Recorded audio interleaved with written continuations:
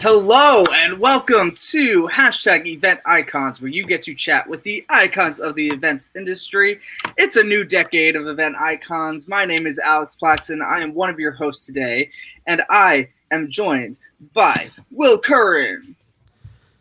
Woo! And am I not introducing everyone else? Do the thing. Oh, so you're like pass me the baton, and then I'm gonna take it. Here you go. Okay, so catch the baton. And you know who's also in the house today? The lovely Lindsay Martin-Bilbrey. Oh my God, we totally should have rehearsed that more. That's what the 2020 start is all about. And joining us for the very first time, live in front of the camera, and we're so stoked to have her, is Kaitlin Colston. Hello. It's actually not your first time, is it? In front of my the camera, first time, though, isn't it?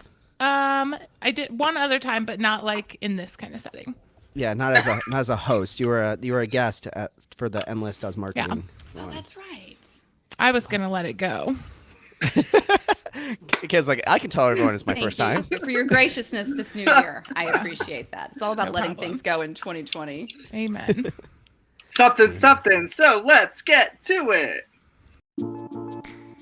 It's Wednesday at 5 p.m. Eastern, so you know what that means. It's time for another episode of Hashtag Event Icons, presented by Endless Events. The show where you get to ask the icons of the events industry anything. Just go to www.event-icons.com to ask questions. Our iconic guests will answer them live during the entire show. Before we get started, the more people we have watching, the better the conversation. So please help share Hashtag Event Icons on Twitter, Facebook, and LinkedIn. Just tell your friends to watch at www.event-icons.com. Now, without any further delay, this is Hashtag Event Icons.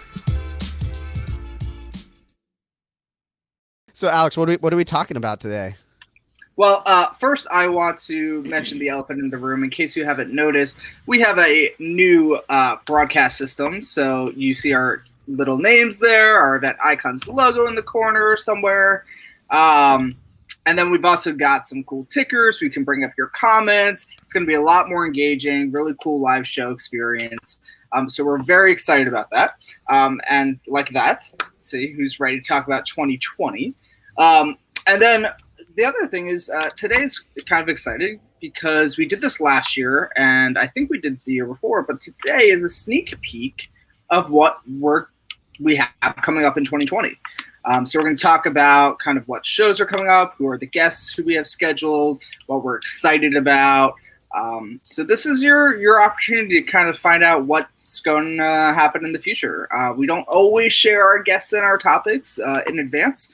So this is like your one chance to kind of get an idea of who's going to be on the show.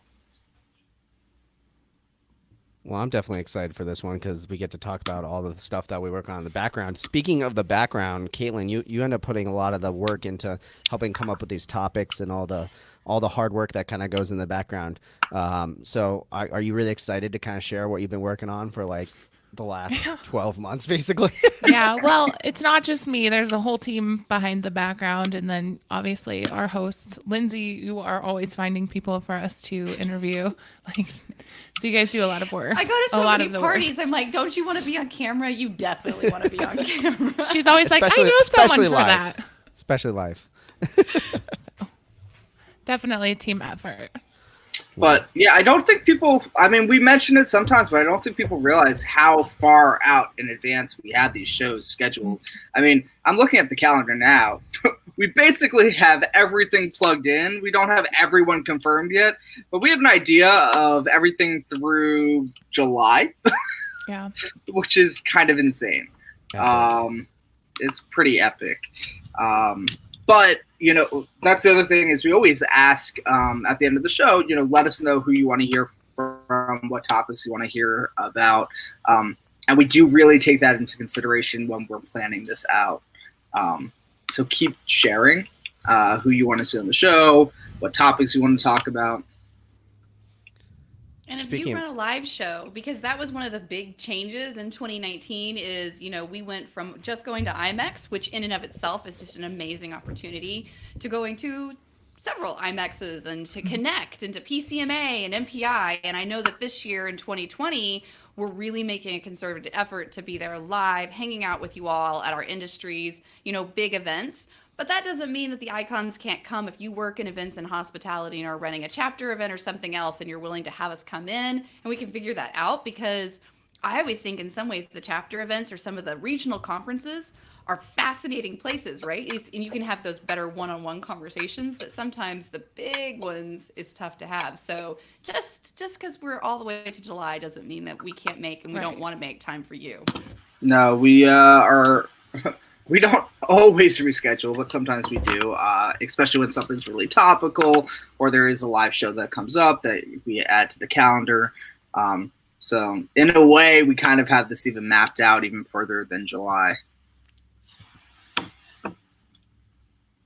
Well, Will. That's what we get to that's where we get to talk about all the things coming up this year. So should we start like dropping some the topics and that we're excited for coming down the line? I don't remember last year. Did we just like go down the schedule and talk about the things coming, or did we hop all over? I don't remember even what we did last year. You kind of I think we hopped all over a little bit. I mean, I guess we should probably mention what's going on next week. Yeah. Yes. Which for the first time, the event icons are going to be at PCMA convening leaders here in San Francisco. I've already been out here for a week, so I'll continue to be out here, and I'll be at the show. We will be all over the events. Will and Brant are actually going to be presenting at PCMA, so if an opportunity to check out their session. Will, why don't you tell us a little bit about what you're going to be talking about? Yeah, we're talking about the hottest topic in like event tech, which is 5G. Basically, we get asked about it, I think, every single time we present is, so what about 5G? How do I get prepared for 5G coming to my event and all those things like that? And so Brant and I are going to distill some myths and get really nerdy. Brant and I were working through the presentations and talk about low band, mid band, high band, and all the different antennas. Like, fun fact, did you know a normal 4G cell tower has 4 antennas, but a 5G cell tower has up to 256 antennas? Dun, dun, dun. Dun, dun, dun. I feel like there's a place in there where you should ask why, but I don't want to, because like that's a long wording out. What's more interesting? It really it's just. Yeah, it's well. Here's what's cool though: is that having more antennas means more people can connect to it. So then, therefore, when you won't have these slogs when you're like at a sporting event and all of a sudden you can't connect to the cell tower until you're like way far away from the stadium. It'll fix that sort of stuff. That's a little sneak peek into it. But we're not talking about 5G, and let's be honest, most people don't give a crap about 5G. So, but if you'll be at PCMA, you should San come. Francisco. Yeah, so check out their session. But yeah, it's going to be our first time at PCMA. It's going to be a little similar to how we did MPI WEC this past year, where we bring people who are attending the show. We talk about the show. It's not necessarily going to be part of the show, but we're all going to be there. We might have some surprise guests on the show. So we're really excited about that. If you are coming, let us know. You could end up on the show. And dress warmly because it's been cold here. Oh, really? I was going to text you later and ask about that. Man, yeah, it's been cold. Sorry. All right, well, Kaitlin, let's move on to Hoppier Topics. What's your favorite topic coming up in the next couple of months? Ooh. Well, we're covering a lot of cool things. I'm excited to have our episode on diversity and inclusion coming up. But I'm really excited for Johnny Cupcake's episode on building brand loyalty at your event. Mostly because when I was younger, I used to like wear the Johnny Cupcakes t-shirts and all that. So it's just I didn't know like, you were a fan. Cool. Well, it's really my sister is a fan, and then I kind of got like pulled in from her. But so I'm just kind of excited like to see it on that side and just be part of that. So I'm excited about probably those two, and then kind of everything, since obviously I kind of go through it and make sure that it's good. So I'm pretty excited. It's going to be a good year for us. What are you guys excited about? Alex, Will? Nose goes. Alex. I was happy to talk next. That's fine. No, I'm very excited because what some people may not know is coming up January 22nd is our 200th episode, which Whoa. is currently titled The One with All the Guests. So we're going to be bringing back some old guests, some old hosts. And It's gonna be awesome. having a few surprise people talking about the history of event icons, what it means to be an event icon, and it's really just going to be a really cool party kind of atmosphere, just bringing back all the old faces that you've seen over the last 200 episodes. We're trying to get as many people as we can on the show to kind of make a cameo appearance and celebrate with us. So that's one thing I'm very excited about. But I mean, there's other stuff that is very excited. You know, we mentioned the diversity and inclusion episode. That's something I'm excited about. We try to get 1 or 2 episodes on that topic every year, always coming at it from a different angle. So I'm excited to have that be part of the show. We're talking about the Search Foundation, which for those of you unfamiliar is a very important foundation that helps the events industries. So we've got that as an episode coming up. We've got a lot, and I don't want to spill the beans on too many because I know some are not confirmed yet, but there's some really, really cool ones that we have scheduled. What about you, Will? Oh, man. You know, Yeah. can I start talking about some of these ones that we haven't quite 100% set down, but we're going to be doing Yeah, for sure? I would I'm say going at your to own risk. live the dream. All right. At your own risk. I'm about to step on a mine or something like that. Yeah. not my She's so fault. practical. I love that you're so practical. And I'm going to find a dead. If he wants to do it, go for it. Oh my gosh. So, I mean, there's a lot of episodes we have coming back this year, which I'm sure we'll definitely cover. But probably if I pick one episode that I'm really excited for, that sounds kind of not exciting. I'm just making sure it's on this list right now. Way too There's so many prep ones that. on them. Are we doing we're doing the Kenya episode? Yeah. Yeah, I that still one's have- confirmed. Oh yeah, okay, there we go. That's why I don't see it. Okay, yeah, I so was gonna that one's choose confirmed. that So I'm not one. even stepping on a mine on this one. Okay, so most people don't know this, but I produced an event last year in Kenya, and I never produced an event in that country before, and I met these 2 guys who run the venue that we end up doing the event at, and it was just mind-blowing talking about how events are ran totally differently there, and the culture around it, the family atmosphere.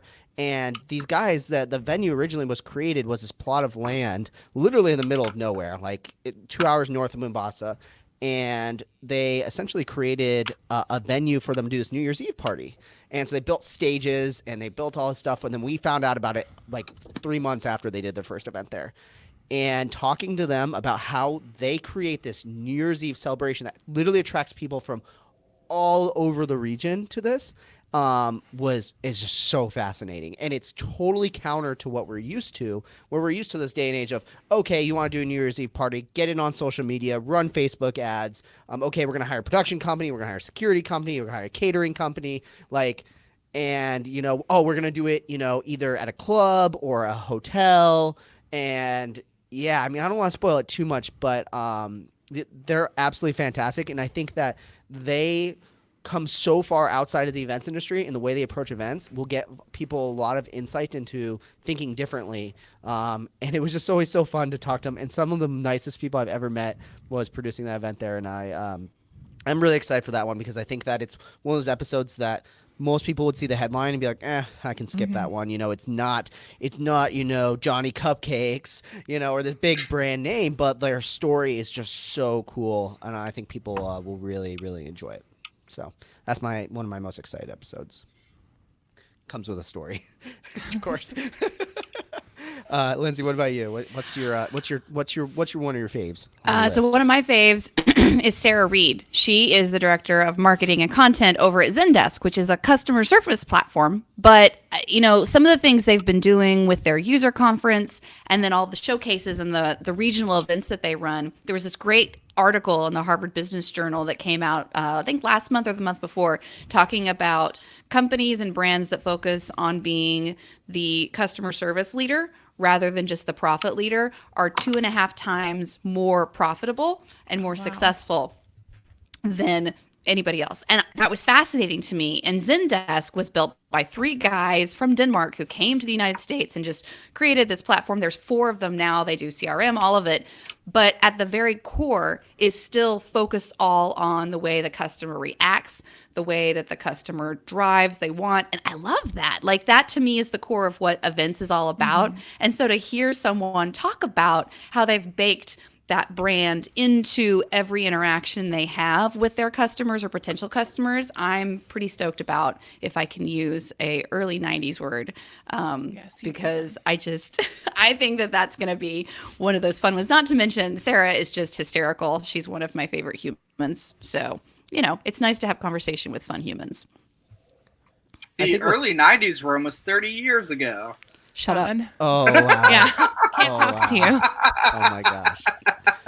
Well, I think what's interesting, too, is like talking from the software company's perspective, too, of how they produce events, because I feel like there's a lot of drive and change in the corporate world that's being done by software companies and the spend that they're doing in it. So a lot of times, I have, association clients who see a software event and they're like, oh, we got to do this. So I'm always really, really excited to see what they're doing. Especially, I'm curious to hear from them, since they're a customer support platform, how they provide customer support at their events, too. So that's definitely going to be an exciting episode. An idea, Kaitlin, that I had yesterday as I was on a tech demo was a guy from the partnerships for a well-known event tech company. And I was asking if they had facial recognition yet. He was like, no. He goes, there's only a couple of them. And that's really on the association event technology side. And I thought that was really interesting, from an icon perspective, because we talk a lot about how the big brands are the ones doing it well, just because they have more money typically. But this one, he was like, no, the associations are blowing it out of the water. So for this decade, it'll be interesting to see how the gap continues to close and what kind of content we have come out from the guests on the show, because event technology, we feature it so heavily on Will and Brant's podcast, but it always threads its way through into our conversations, because it literally does power much of the way we produce and design our experiences nowadays. Definitely does. Sometimes Speaking I forget I of- have another podcast. Yeah. And we do have our 2020 Event Tech Trends episode coming up at the end of January with Corbin Ball and James Spellos. Unfortunately, that had to be rescheduled, but we're excited because we'll be deep into 2020 already and really talking about the next 11 months when we get those 2 guys on the show again. But you mentioned event design, and sometimes that can get a bit controversial. And I'm very, very excited. This is a topic we have been dying to have on the show, and we're finally doing it. And that is cannabis and its influence and opportunity in the events industry. So I'm very excited to talk about cannabis, and I think it's interesting the date that we selected to have that episode. I know. I just noticed that. That's amazing. That was pretty coincidence. Wait, tell everyone else, since they can't see our schedule, obviously. So it's going to be April 22nd. It'll be the Wednesday following the cannabis holiday 420. And I think I'll actually have just come back from Denver, Colorado, where cannabis has been very prevalent for a couple years now. So I'll have a lot to say about cannabis and its influence and opportunity in the events industry. But we're really excited. We have Christopher Day, who works on a conference or trade show specifically for those in the cannabis industry. So it'll be really interesting from not only a cannabis industry side and getting an understanding of the business side of that, but then also the event side as well. I think people are gonna be really excited for that one. We feel like we've been trying to do that for like the last 3 years. It feels like. Well, from a legal perspective, it's been one of those that a lot of the organizers, they feel okay talking about it at a lot of the industry events behind closed doors. But putting them on stages, we've had a couple of local events we've tried to run, and they don't want to get up and talk about it widespread because there's still just a lot of, ooh, could we get in trouble for that? And I think the more states in the United States that are allowing that, and the more countries that are becoming more tolerable of it, that allows us to have a little bit larger platform. So Fingers crossed. And I want to say Illinois just today. Yeah. Yep. Yeah, became What's the up, 11th. Chicago? Yeah, became the 11th state. And, for those of us in the events industry, Chicago is a very big location for events. I believe it's the number 3 largest chapter of an MPI. So for meeting professionals, Largest convention Chicago, center in the world, or Yeah. in the United States at least. United States. in the United States. So to know now that state's on board and they're starting to have it legalized as well is a big deal. So I think it's a very timely topic, and I think it's one that needs to be discussed, right? So I think that's going to be probably one of our most popular episodes. I think so too. If I can make that prediction now. He wants the crown back. Oh, yeah. I was Crown gonna back. say, he's like, yeah, you're making predictions. I don't know, Alex. You made predictions last year and didn't quite pan out as you expected. I think he might be onto something. Yeah, I made predictions last year, but then Lindsay came in and that was unexpected, and she took the crown away from me for most watched episodes. So You guys are gonna have to battle it out. that's okay. If you don't know what we're talking about, by the way, we do a recap episode of like an anniversary episode. So we did one about 3 or 4 weeks ago, which was celebrating 3 years, 4 years. I don't even know anymore. 4. I don't want to 4 say it years. now. Yeah, 4 years. We're celebrating 4 years of VanCons. Alex is a historian now, so I'm not allowed to. Well, speaking of like slightly controversial like things that people don't want to talk about is sabbaticals too. And I know we're doing a whole episode on sabbaticals. And Lindsay, I think this is one of your kind of concepts. So maybe you want to talk a little bit about sabbaticals and what we got planned for the year. Well, sabbaticals kind of coming in, with the remote life that a lot of companies are trending towards. And, it's not just multinational companies that can do it. It's small companies. My company's remote. Will's company is remote. And as you come in, what's the concept of going off and spending a year on site and being remote, or is it a sabbatical? There's a guy that I met recently who works for a very, very large software company, and he literally went off offline for almost 8 months and spent it in a very small country in Africa. He's literally like the head of events and marketing for this huge brand, and he's going to join us to talk a lot about how he learned about disconnecting and what it isn't to be always on, because he had the ability to remote life and chose not to. And the philanthropic work that he was able to invest himself in and just all of those different pieces. And I think in an industry that burns us out so much and always encourages us to be on, because I was looking at the lists and it looks like we're number 4 or 5 again for stressful jobs. Go team. That sabbatical concept, several of my friends, once you hit a certain point, are talking as they hit 40, 45, 50 years old. They're like, what if I went and just didn't for a year? And I love that idea the closer I get to 40. So, Well, guys, I think it's closer than you think, y'all.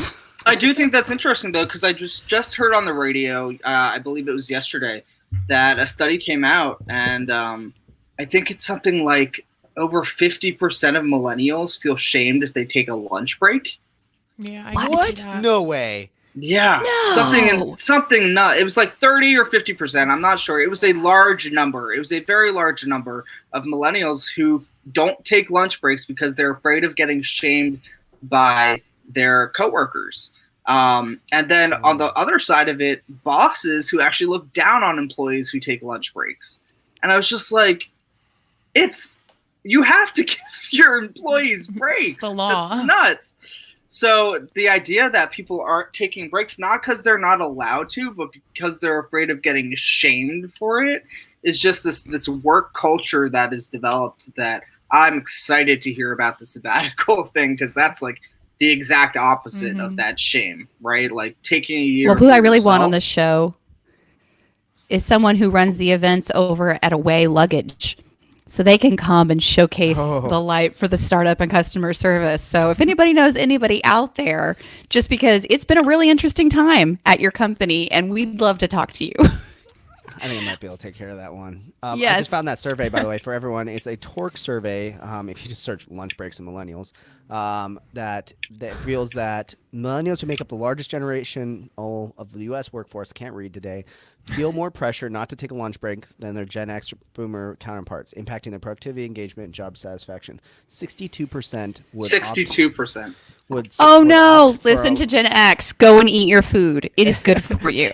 It says would opt for a longer or more regular lunch break if possible, compared to 46% of baby boomers. So it's like they want it more, and it says, then 44% strongly agree they would look forward to taking a lunch break compared to 36. So it's almost like they want it more. I don't know if that's what the stats But they're say. afraid. Wow, 16% would be willing to take a pay cut of 10% or more so they could take a lunch break every day, which is nearly double the percentage of Gen X. So it's like almost like they just maybe they're not getting it, or maybe it's just the fact that they really want to. That's really fascinating though. But we might be going down like a whole nother rabbit hole. A little bit. Though, but I mean, in an industry where because we're on 24/7, it was funny. I've had several people go, well, how are your holidays? And I'm like, they're good, but we're working nonstop because we've got I leave for PCMA on Friday. Our chief creative officer leaves for CES tomorrow. And, and then we just go. We've got several events because everything seemed to happen in January when usually it's like February and we've got a little bit of breathing room. And so it's like bam, bam, bam, bam, bam. So we kind of stopped working. But it's New Year's Day, and here we are. We're working, technically, doing the podcast because we love you all, but also because we got to do the podcast. So I think that's going to be an interesting trend. I think there's a couple of other topics from a work-life balance. I know we were talking to Morgan Conacher, who was wanting to come on and talk a little bit about what is it like with that parenting and professionalism. That's always a very hot topic, especially when we're at IMEX with both genders. So if you've got a topic around that, around work-life balance, integration, or a way that your company's making it work, or maybe isn't, in the events and hospitality world, tell us about it. Shoot us at #EventIcons on the social medias, and we'll get some good stories happening.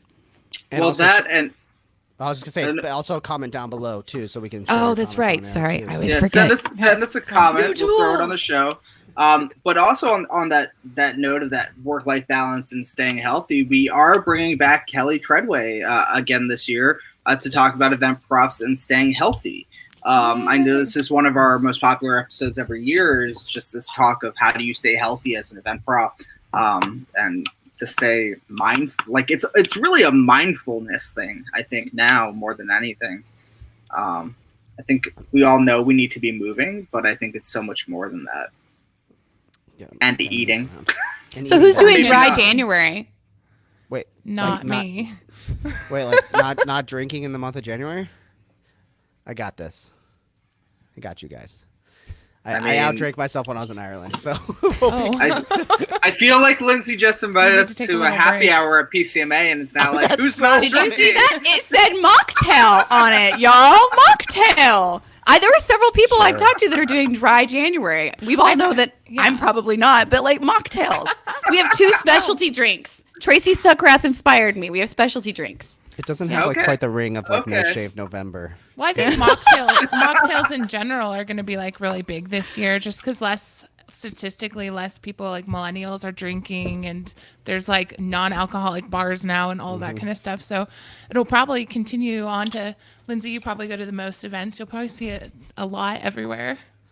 What's interesting, we did an Event Brew episode on our personal conference strategies and like how we attend, and we were all talking about how we all drink way less and how it's way more conscious and like for our strategies for getting the most out of a conference.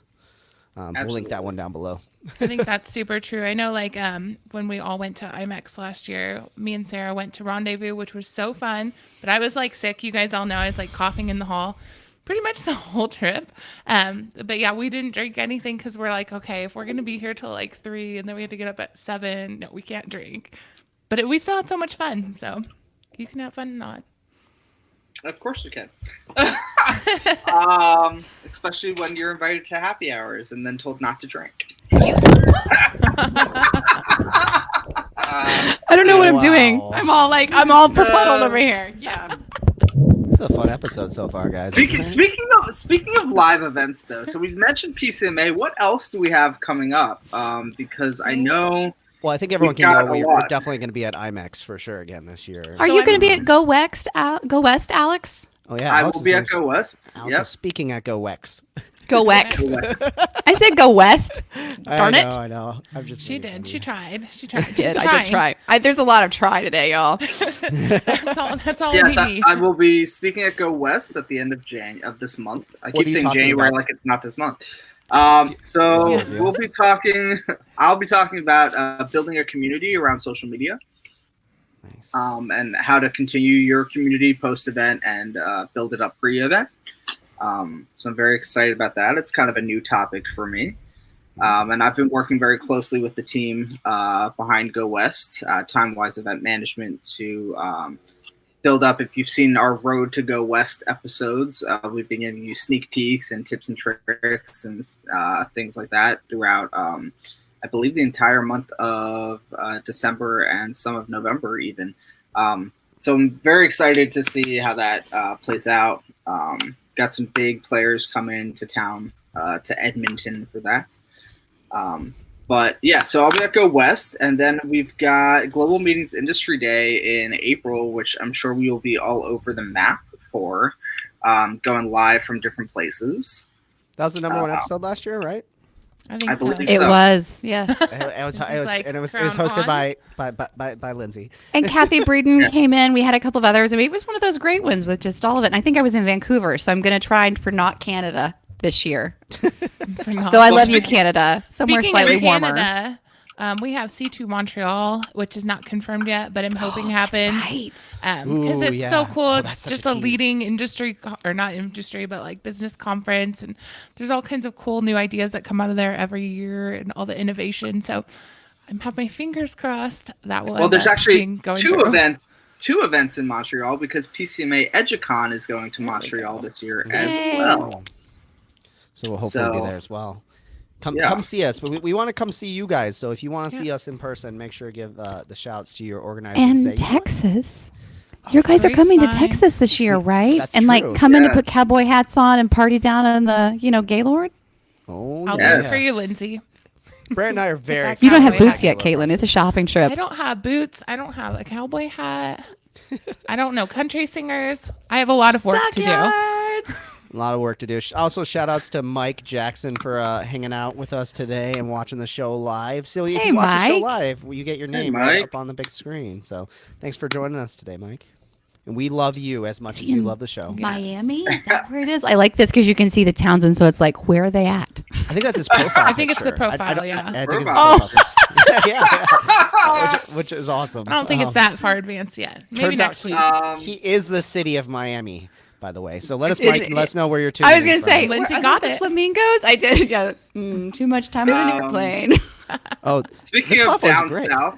down Yeah. south, we're also going to be back in New Orleans Hey, for Connect. Connect Marketplace this year is returning to New Orleans. And they've had some big changes. I'm super excited to see what they do now that they've merged with BizBash. And Matt Johnson was Yeah. telling us that they've got the new luxury meetings that they're going to be setting up. So it's kind of a component of the way IMEX and GBTA do everything. So it'll be a really great episod this year. And I'll actually be at one of their first events, actually, as a combined entity with BizBash down in Florida, Kissimmee, Florida, in February. They have their diversity and I believe their financial events happening concurrently there.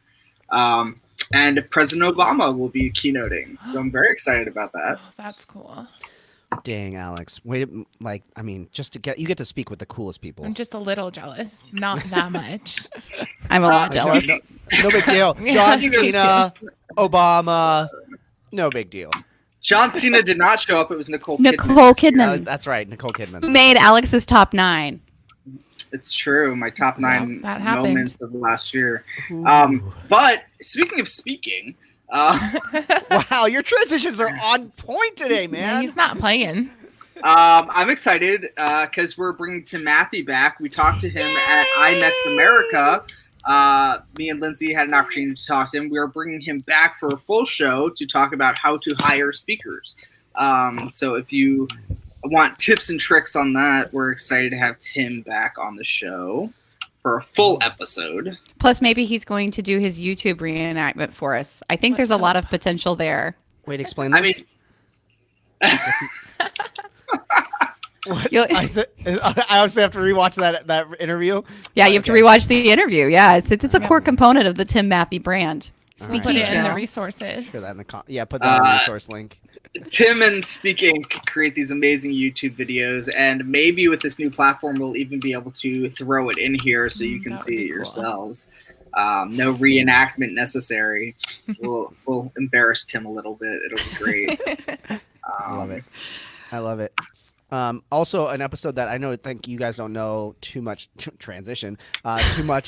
what's going to happen with it, because there's some episodes on here like we will be like, wow, there's this really cool thing. You have to trust me. We're going to do an episode on this, and everyone's like, okay, you're really passionate about this. I have no idea what this is, but I want to tell you a little bit. One of those I'm really excited for. We haven't confirmed it quite yet, but we're looking at doing an interview with World Stage. If you've never heard of World Stage, they're probably one of the biggest leaders in event production across the entire world.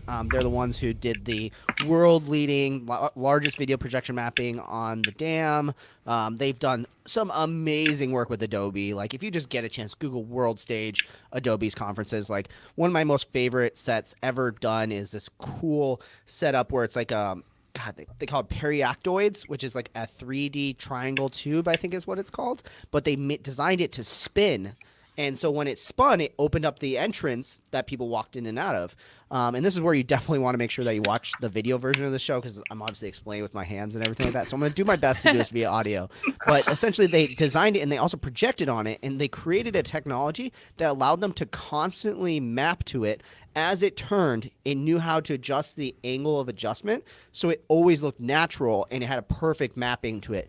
And I think we have an blog all about it on the Endless blog, so we'll link it down below. But it is the coolest setup. It's just showing you this, like, Adobe saying, here's a butt ton of money, go do this amazing thing. And exactly how they said it. Yeah, exactly how they said. That's how the best bids work. Here's a butt ton it. of money to make something cool. Yeah. But World Stage ended up doing some incredible stuff. It teamed up with a couple other different companies, but they do the most amazing things. Get ready for that one. If you're into production or you wanted to see the bleeding edge and hear a talk, if you love the C2 Montreals of the world and things like that, World Stage is where it's at. So get excited for that episode. On that With same 2 note, episodes. We've got the Atomic Design episode. Yeah. Hopefully, it's not confirmed yet, but they're so cool. They do, like, no one probably else watches WWE, but they do, like, all the WWE WrestleMania and, like, Crown Jewel. I love that it's you, Kaitlin, who's like, do you know WWE? I know. I'm like, do you guys watch Total Bellas? Or not. But anyway, and they also do they also do the Grammys and iHeartRadio and many other, like, just beautiful scenic designs on the stage for huge companies and huge events, MTV Video Awards, and just it goes on and on. Work with Nike, everything, and they'll just be so cool to see, just because me and Will come from the AV perspective and production, and just the amount of work and creativity that goes into that is crazy. And so I'm excited to have them on and, like, come into our world. Well, and talking about stages and stage setups, it really doesn't matter if you have an amazing stage if you don't have an amazing MC. And we have one of our first episodes. He's like on fire today. I know, he's not playing. One of our first episodes of the year following PCMA is World Class MCs Can Make or Break Your Event. Dan Ram and our friend Sammy Allen, who was on IMEX in Frankfurt this past year with us, will be joining us for that episode to talk about what it's like to be an MC and what they can bring to your event. So fun fact about Dan Ram is I stayed at his house in Ireland the first time I ever went to Ireland. Everyone knows I go back to Ireland quite a bit now. But Dan is awesome. You guys think I have a ton of energy? Dan is, oh my God, he's like, his energy on stage is just incredible. And when he speaks at Bits and Bytes, I think it's called, which is a conference in Munich, it's the greatest conference ever. It's about technology and pretzels. Like, come on. What? But he, if I remember this 100% correct, I'm pretty sure this is right. He dresses up in lederhosen to be the MC. So he like gets all in. Like, so if there's a theme or something, he gets all into it. It's crazy. So that's gonna be a really good episode. I mean, like talking about someone who's just like perfected a craft that usually gets overlooked. Dan's also like one of my favorite people. So let's talk about like maybe our top 2 or 3, because we do have several spots open in our fall lineup that we're looking for. So dream episodes. I know Brant, this is where he's all like, I want the hackers who do it at red hat and black hat and white hat. So if you know of anybody who does that and helps organize those events. Maybe. I know. Next year. Is it Red Hat? I Red think Hat's Red a Hat. They do Red- software? Red Hat's Maybe a Linux she's leaking kernel. it. Yeah. No, Red Hat's a Linux. She's kind of right, but it's not like, black hat and white hat. Yeah. Anyways, no, sorry. Nerds. Oh, sorry, we're not No, as that's nerdy. I'm thinking of West. Yeah, that's the Sparks Oh, agency. there you go. But yeah, so top doing 2 or top 3 guests. Like if you could get anybody, I know for years we've been saying Lego, right? So Lego, if you're out and you'd love to be on the show, we also want you to be on the show as well. Who else? I have one. Disney, for sure. Like anyone, Disney. pretty much. Well, I'd love to have an Imagineer. Anybody on. I don't from know if you guys Disney, have like seen- the resort? I mean, maybe. We're trying that for Event Tech podcast too. Is like try to get like someone to talk about like the technologies that they develop and things like that. Because some of the stuff they come out. Well, is just they have a nutty. new show on Disney Plus, and of course I can't think of the name of it, but it's like the Mandalorian. It's called the Is it Imagineering? It's called the, Story. it's called the Okay, Baby thank you. Yoda show. It's so good. As well, So but good. It's the Imagineering story. It's a 6-part amazing. documentary series, and it is phenomenal. It starts from like the very first, like when they started doing Disneyland, and I'm a huge Disney fan, so I was like almost crying like through it because I'm just like, oh my god, it's just so magical. And my husband's like, it's okay. I'm like, we gotta go back now, like today. So it's really cool. It's a great show. If there's an Imagineer that watches this, get with us. We'll put you on pretty much any day you want. Get with us. Get with it. But like Disney has all kinds of different aspects you could go after for this. But I'd love to have an Imagineer or somebody on their big planning side. I mean, I know some of the salespeople from Disney, so Well, yeah. maybe we could make that work. Let's see about bringing the magic of events to event icons. Yes, I'm there for Could be it. fun having a Disney magic episode. So I don't know if I've talked about this ever before. I know we joke about it all the time when we're playing these, but like I want to have Amy Kuehl, who does the Thanksgiving Day parade for Macys, so bad. I know these guys know, so they're like, "Shut up, Will." Like, stop. No, dude. Anybody who knows anybody with Macy's Days, please help us here because it is literally every week. I know, and I just think it would be Make so it end. interesting, especially from a security. I mean, like, what's interesting is the reason why I wanted to do it has changed over the last 3 years of us trying to get her. And I'm just more curious now about the security aspect. It's a public event, one of the biggest public events in one of the biggest cities, and it's televised so much. Like, oh my gosh, like, can we just talk about how this all happens? Yeah, let's forget about the actual show and the floats and balloons. Let's talk security. Hey, But man, it's a big security's issue. important. Hey. Yeah. Huge issue. Hey, you know me, crisis communications. I'm big on that, but I mean, if we had someone from Macy's, I'd want to talk about the fun stuff. We can do a 2-part. 2-part Macy's So episode. who's going to be the new balloon this year? Alex wants to know. Is there a new Pikachu balloon? That's what I care about. All right, Alex, who's your most That's wanted what I care guest? about. Yeah, Alex, give us your most wanted. Let's see. I know one we've been trying to get for a while is someone from Dreamforce. It's citywide in San Francisco, over 175,000 people. Some of the biggest speakers in the world come to that event. And it just grows bigger every single year. They do an incredible job. So I would love to have someone from Dreamforce be on the show. Someone And from George P. Johnson, the one that produces it, or the planning team that's internal? all of Or the all above. of the above? All of the above. I mean, we're gonna all be in San Francisco this week, so let's make it happen. Let's find someone those at contacts. So PCMA. any Dreamforce organizer who wants to come to a happy hour, hit us up. We'll get you in. We'll talk about some things. We got this idea for you. Their office is like right across the street from Moscone, isn't it? Just come knock on it. I mean, Hello. we're gonna be at the venue where Dreamforce is held. One of the many.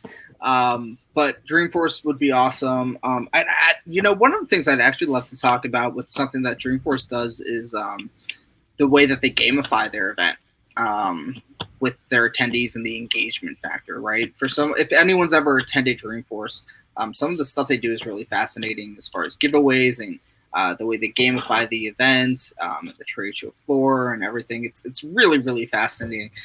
They just have so many different elements. We could do 10 different episodes all on Dreamforce and I'd be happy. But yeah, they're huge and it'd be fascinating to have someone from Dreamforce on the show. How about you, Lindsay? Dream episode. I want the organizing team from the Olympics.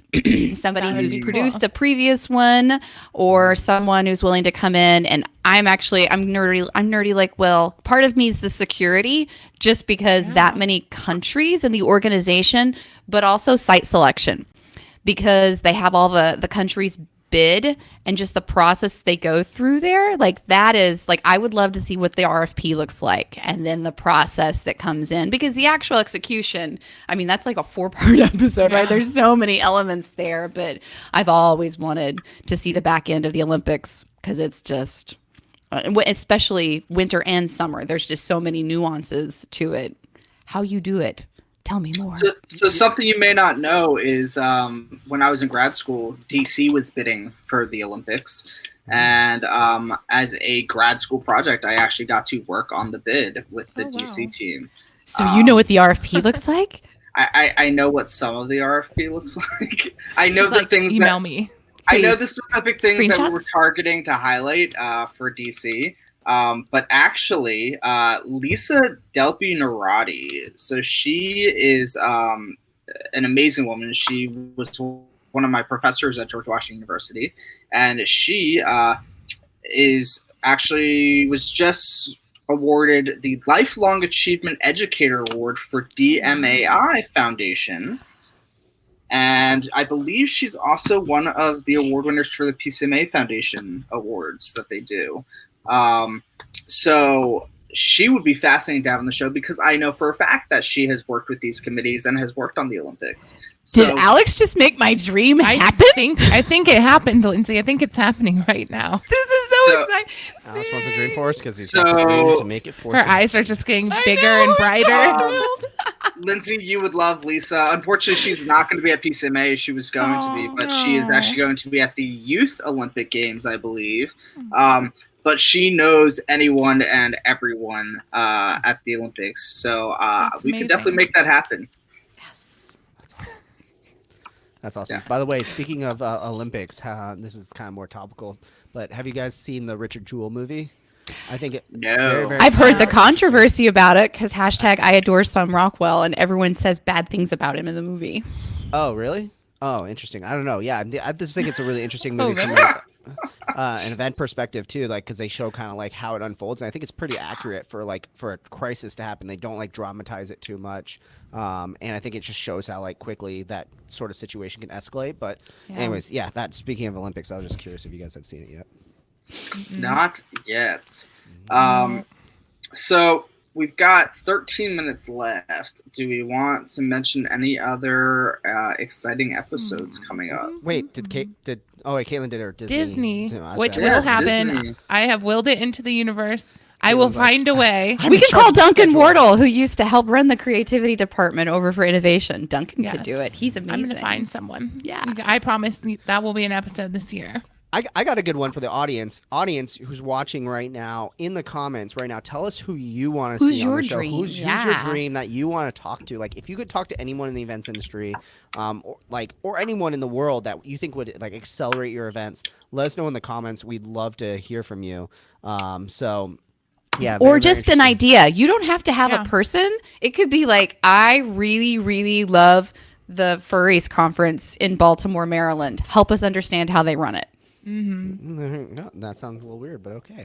No, it's a huge annual conference, like a user group thing. Like it's crazy, and like they signed like a 50-year conference, 50-year contract. Oh wow! That's, Wait, they know theories are going to exist in 50 years. That's probably They're not going anywhere. If anything, they're getting more prevalent.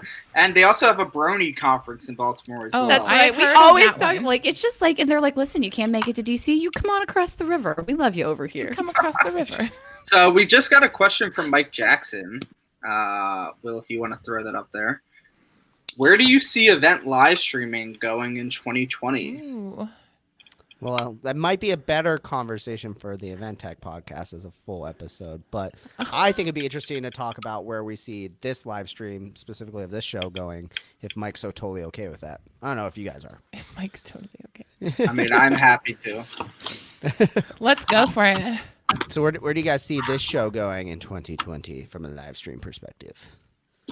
Well, I think one of the reason why we're trying this new platform is trying to drive user engagement and show, like, you know, as a viewer, a lot of times as a live stream, you get stuck feeling like you're just watching TV and you're just shouting at the screen and have no idea where, you know, if anyone's hearing you. But we want to make sure that you guys know that your voices are heard. Like, I think that's one thing that makes our podcast totally different, is just the idea of, we are 100% live and have a huge amount of, interaction when it comes to it. So, yeah, I don't know. What do you guys think? Where do you guys think it's going? Well, I think like what you said, like, I think there's going to be more live streaming at events in general. Just it's becoming almost the norm, like a mandatory part, or to have that remote audience, but having them engaged in how do you keep them engaged, and instead of just feeling like they're just watching something. I think it'll be interesting with this show. We're obviously testing different things and live streaming from actual events and live streaming from our computers and all that different things. But I think it's going to evolve and become more engaging this year. I think you're going to see less paywalls and more events doing these free broadcasts. I know PCMA does a free broadcast. So I think it's going to be interesting just from that perspective. It's been proven now. It's no longer a myth or a theory that live streaming your event or parts of your event actually encourages more live attendees the following year, not less. I know there was always this concern about cannibalism, but doing free broadcasts of content actually shows that you get more live attendees the following year. It's that FOMO effect. So I think you're going to see less paywalls and you're going to see more of these free broadcasts from events. And I'm excited to see where that goes. I know that there's a lot of events that I would love to go to that I just don't get an opportunity to yet. So, I think that that's going to be a really important element of event live streaming going forward in 2020. Yeah, I definitely think it won't be it won't be an afterthought too. A lot of times right now it's the live streams tacked onto the existing content, and it's like, oh yeah, we'll just we'll put a camera in the back of the room and it's one single camera. And I'm constantly talking to clients and saying, like, look, you can't do that anymore. Like, no one wants to watch one single camera shoot. No one even wants to watch that like wide angle shot and then one single camera. Like, you got to make it cinematic. You got to make it TEDx like. You have to make it also engaging as well. There needs to be content beyond just watching what's on stage. Otherwise, it's just presentation. Do some deep dive interviews with the people that were just on stage. That sort of thing, I think, is really, really important as well. And like, we've thought about that same thing too when we've done our live streams from the events as well. It's like, how can we make this just not, the same old, and not make it just you're a fly on the wall? How can we make it as engaging as possible? And there's some definitely good possibilities out there for sure. Yeah, that's my prediction for yours. Just kind of tacking on to that. It's not only just thinking about how do you make it where it's more engaging and not just part of the agenda, but the interstitial content. So many people say they come to live events for the hallway conversations, right? It's the network.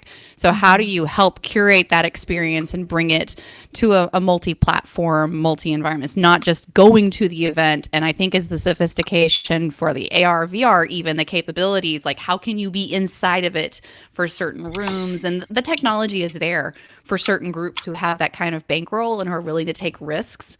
And so from an event design perspective, really challenging ourselves to think, what does this look like from a full, you attend at home, you attend in person, you attend somewhere in between? And how do you take that and then repackage it so that you really continue that conversation and community to a full 365, whether your events happen once a year, once a month, or some other cadence in between? And so I'm excited about that because live streaming has always had the capacity to help extend and kind of electrify the community. And I think that the tech has finally caught up so that it's not just the production company that has to guide us. The event organizers really have enough knowledge, even though we're dangerous with it in certain instances, to say, well, but what if we did this? What would that look like? And not be scared of the dollar figures or the work that comes with it to make it happen. I definitely noticed like less price sensitivity around it too. Like that people are. It used to be, oh my gosh, I want to add I have to add a switcher. Oh, I have to add this, and oh, I need a live stream engineer. And now it's like, look, I understand it's an important part, and like, all right, let's do it. Yeah. Well, on the flip side, Will, I'm curious. Especially for us as the event icons, we're constantly going to events and broadcasting live from the events. But also, like right now, we're essentially having a live show where we're in 4 different places, and yet it seems like we're all together. I think bringing that element to events is something interesting. I just saw our friend Dahlia El-Ghazar was being broadcast and hologrammed into an event across the world. And so I think that that's going to be an interesting thing. I don't think we're going to see a lot of that in 2020. But I do think that, this idea that you don't necessarily have to have your giant keynotes there present physically at your event. I know that there's some people who are like the face-to-face is important, but if you're not going to get face-to-face chatting with the keynote anyway, right? Like, would you rather have an amazing keynote who just can't be there physically but is going to be talking directly to your audience, or do you want someone who's going to be there standing on stage? It's worth thinking about. Yeah, the next 10 years can be really interesting for like the state of what a keynote's going to be like. Yeah. Like, I mean, I think Alex, you and I have had long conversations about this because we've attended conferences together, but like how often we end up skipping keynotes in favor of like breakouts and things like that. I mean, I actually think I'm more like that. You go stick to the keynotes primarily. I'm the opposite. Yeah. And I think that it's going to show a really interesting fact that like people, like there's going to be more and more people like me who are going to be like, look, I'll watch it later. I'll watch it on YouTube later. So how can I get the best experience of what I'm going to do in person? But then at the same time too, keynotes also provide a really big marketing opportunity because let's be honest, like when you say you're going to have, former President Obama be at your event, like it almost doesn't matter what he's going to say or how long he's going to be on stage. You're just like, I want to go because I see that name and I want to see him. And I'm going to devil's advocate there because what I've watched happen, one of the reasons I skipped the keynotes isn't necessarily because there isn't a compelling speaker on stage, but because you have all of the attendees or a large majority of them. And so many organizations, both associations and brands, have started turning it into a sales pitch. You run ads, you're doing all of these things for the sponsors. You are, you're sitting there, you're doing all the award, and it's just like you lose the keynote is 5% of the hour and a half you have them in one room. And so from an interactivity level, I wonder about that because it goes back to the engagement element, bringing it back around to the live streaming. How much content are we actually delivering? What is the purpose of the breakout, the general session, that element as we're coming in? And we all know that we need to make the sponsors happy.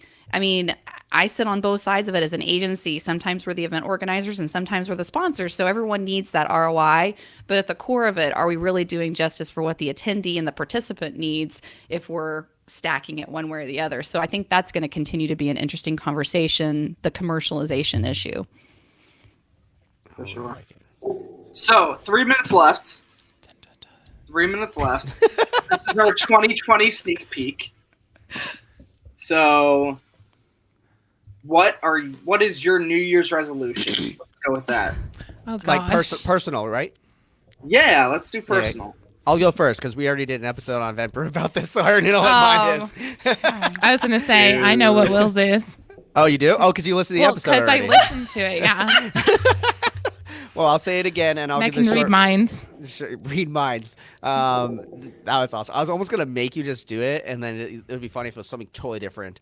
But yeah, mine's. So I'm focusing on my personal health this year. So for those who don't know, I turned 30 in November, Happy and so birthday! thanks, guys. You guys are so awesome. I love you guys. And so, and I got a little case of diverticulitis, which is kind of a long story short, is just you eat too shitty, and all of the shrimp and grits in down south is starting to hit me, I think, finally. Oh, no. So, and that mixed with I probably have some food sensitivities that I don't really know / have been ignoring.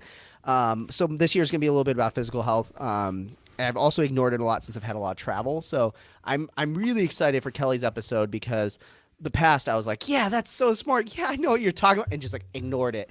And this year is going to be about action and a lot of things. And I'm really excited for this next year to really focus on how can I build a good health system, still eat what I love somehow, but then not put myself in a bad place for the future. So I'm really excited. That's my personal one, and I'm hoping that I have a kind of a cool story to come out of it, and maybe some learnings to share with everybody. So yeah. Awesome. Sounds good. You guys go now.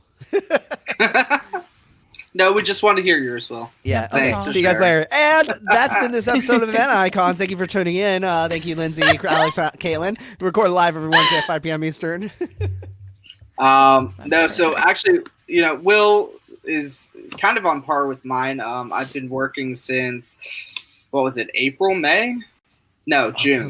June. Feels like the beginning of the year. Almost feels I know, like it's June. No, not I guess you're right. Yeah, June. you're right. It Yeah. Yeah, that's right. I was in Toronto. Yeah. So I've been doing my own health thing since June, which has been going well. So I'm going to continue that into the new year. But I'm also developing some really new, interesting content I'm very excited about. For the last 2 years, I've been doing this crisis communications. One of my goals for the year is to finish a book on that topic, but also introducing a few new topics that I'll be speaking on. One on community building, and the other on diversity and inclusion in social media, and how we market our events, and how we market our destinations for those of you who work for CVBs and things like that. So I'm really, really excited to kind of get into the D&I side of the industry, which is something that is not talked about very often, especially in social media. So between those two things and my health and this book, I think I've got my hands full for 2020. I think so. Just How about you, Lindsay? So for mine this year, so 2019 was really a year of, that's when all my health issues flared up, right? And so it stopped me and I went, oh my God, this could be it. And so now 2020 is a recognition of, I did a lot of the work to course correct and stop doing the bad things and the things that I had been putting off, if that makes sense. So I am launching a Women in Events and Hospitality podcast, and I've got several women lined up to talk about, things that are specifically important. It's been a topic that's always been important to me because I have almost always been the only woman in the room. And a lot of times the youngest woman in the room. I have 4 kids, which is very unique in this industry in a lot of ways. I travel a lot and I love it, and I'm not going to change that, but there's a lot of conversations that come from it. There's a lot of security and safety issues. There's a lot of work-life balance. There's a lot of choice. I don't choose to go to that event. I don't choose to work for that kind of boss. It's a lot of empowerment negotiation. And so along the same lines, with your content, Alan, Alex. I'm looking at Alex because I call you a Plaxen. I can't talk. Words are hard. Perfect. She's giving me Thanks grace. for tuning in, everybody. Thanks, Alex. Thanks, Lindsay. Thanks, Kaitlin. Yeah, that's it. I've been writing a lot, but that's it. So it's to finish the book around that, but also launch the podcast and continue doing the things that were good for me in 2019 and to stop doing the things that weren't so good in 2020 while still liking what I do. Awesome. How about you, Kaitlin? Well, you round us out. Kind of goes into, I guess we're all kind of on the same page a little bit. Mine's kind of into work-life balance and just like finding that mix still. Some of you that watch know, some of you don't. I have a 3-year-old and I work remote. She's in school, thank God. But that only started in July. I mean, I had her at home with me and I was going nuts. And honestly, I think like part of why this all changed and I put her in school was honestly Lindsay. Like Lindsay came on the show and I saw like oh, dang, like she can do all this stuff. And like, I want to do it too. And she's so cool. So I thought you were cool from the start. No, for real. And then, so just like finding that balance of not being afraid to like travel. Like you said, I did my first 2 weeks gone last year, which was really scary for me just because I hadn't been away from, her name's Chloe, for that long. And just Lindsay was there and like kind of powered me through it. And I mean, you just can do so much more than you think. And there is kind of almost a roadblock for women in the industry. Just like, oh, well, you're gone from your kid for 2 weeks, and just like things that pop up. So not being afraid to say yes to things that are a little bit scary is part of my goal, and just like living a, in general, healthier life with a better work-life balance.